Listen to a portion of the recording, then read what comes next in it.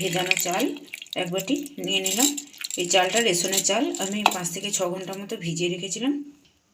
এর মধ্যে দিয়ে দিচ্ছি যে বাটি মেপে আমি চাল নিয়েছিলাম ঠিক সেই বাটির মাপেই হাফ বাটি ছোলার ডাল ভেজানো নিয়ে নিলাম।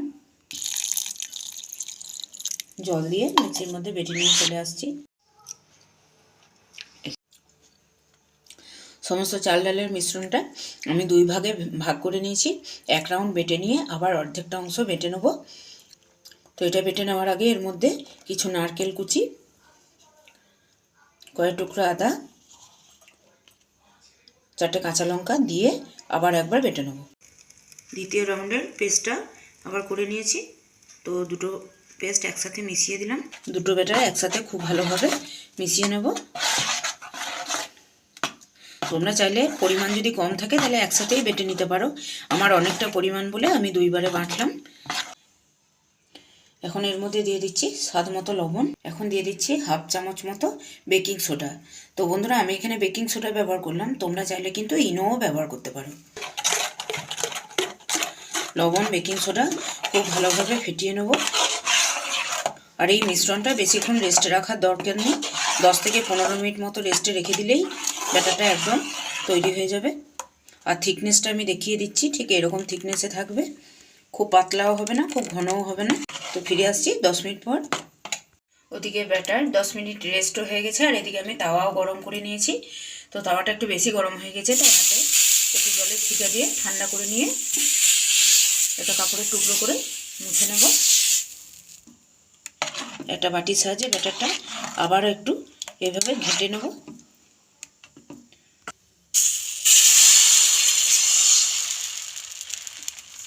বাটির তলটা দিয়ে পুরো ধোসা যেমনভাবে ছড়িয়ে দেয় সেরকমভাবে ছড়িয়ে দেব।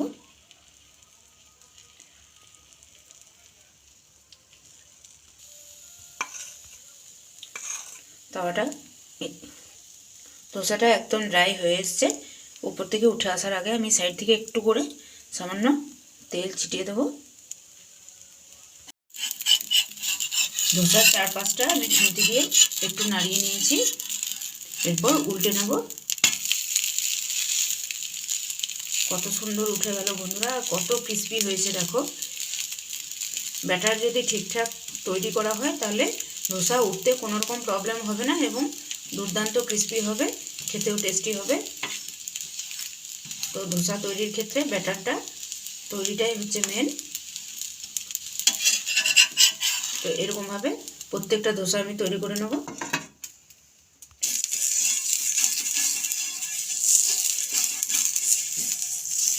তাওয়াটা আবার একবার গ্রিজ করে নেব। তো এটা একটা ফুলকপি ডাঁটা তেলের মধ্যে দিয়ে এইভাবে গ্রিজ করে নিচ্ছি।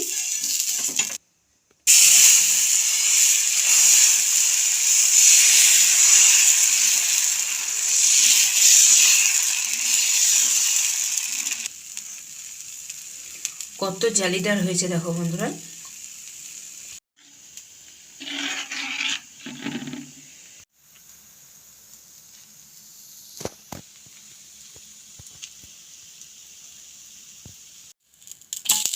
আবারও আরেকটা ধোসা এভাবে বানিয়ে নিলাম। তো এরকমভাবে প্রত্যেকটা ধোসা আমি করে নিচ্ছি।